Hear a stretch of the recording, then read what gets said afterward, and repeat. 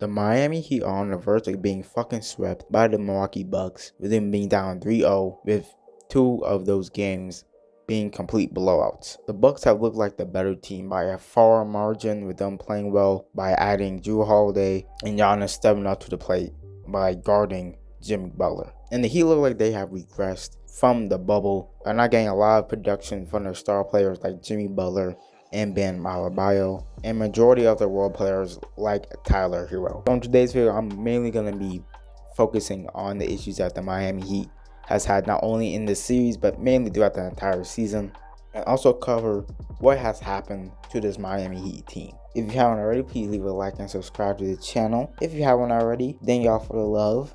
Greatly appreciated. To try to cover the topics that I want to cover during this NBA playoffs. With all that being said, let's get right into the topic of this video. When I was watching those 3 games between the Bucks and the Heat, I just saw that the Heat were not the same team that they were in the bubble. When they lost in the finals, when they left the bubble, it seems like they left their identity at the bubble. This does not look like the Miami Heat, not at all. Jimmy Butler, he has been struggling to have a real impact on the Heat. He hasn't been scoring very well. He's been missing a bunch of shots that he used to be getting through the mid-range, trying to get these layups that he usually gets. He has not been looking good. And the main reason is because that, essentially the Giannis is on him, and at times even Jrue Holiday is on him. So he has 2 of the best defenders in the entire NBA on him all the time, which means that he's not really able to get to his spots and play his game. And speaking of Jimmy Butler, I think there's one thing that no one really has talked about is his decline in his 3-point percentage throughout his entire career. While he has been in Miami, he has shot a career low 24% beyond the arc, which is absolutely horrible. And if you compare that to his other years, like when he was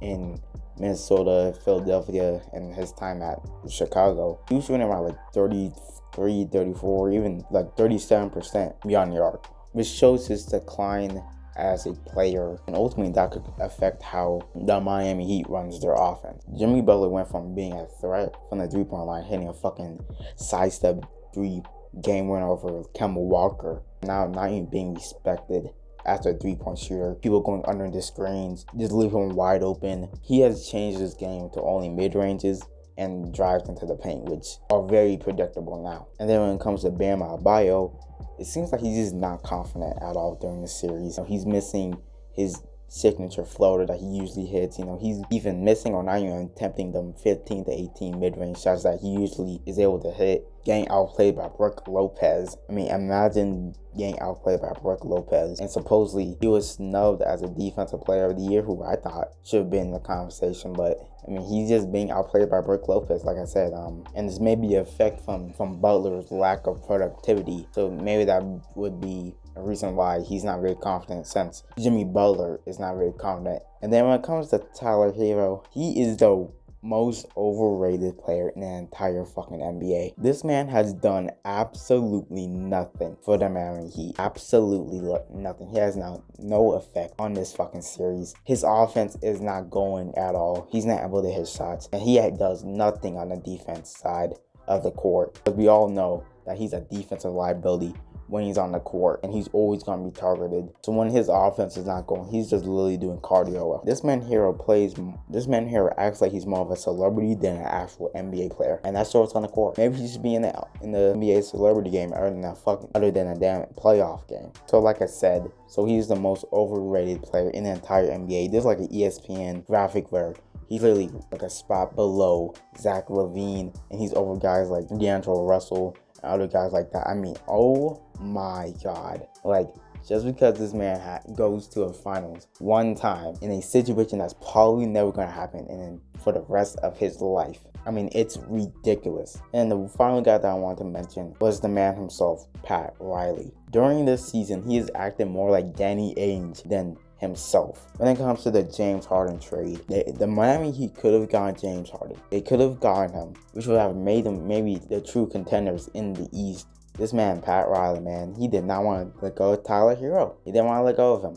Thought he was a star or something. But now, look at him. Man's not good. He's got exposed. They had the opportunity to get one of the best offensive players probably the NBA has ever seen. But he didn't want to, because he didn't want to give up Tyler fucking Herro. And then when it comes to the Victor Oladipo trade, it looked good at start, during the deadline, but I don't know how much effect that Oladipo would have on this offense, because the man only played 4 fucking games. He played 4 games until he goes up for a dunk, he gets it, lands, and it ends up tearing his fucking quad. And now he's out for not even a minute of this season, but probably for the rest of the next season. And they had to let go of Kelly Olynyk, who, I don't know, he's not very liked in the NBA, but he's a great 3-point shooter to have on your team.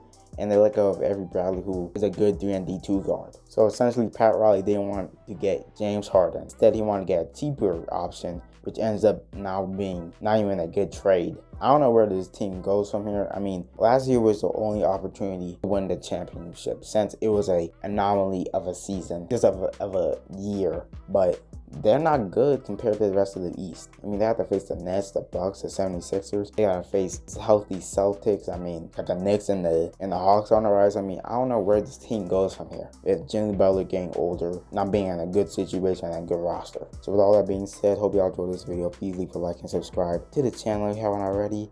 Comment down below what you guys think about this situation with the Miami Heat. Where do they go from here? And just give me your thoughts on this situation. With all that being said, I'm out. Hope y'all have a good rest of your day. Peace out, y'all.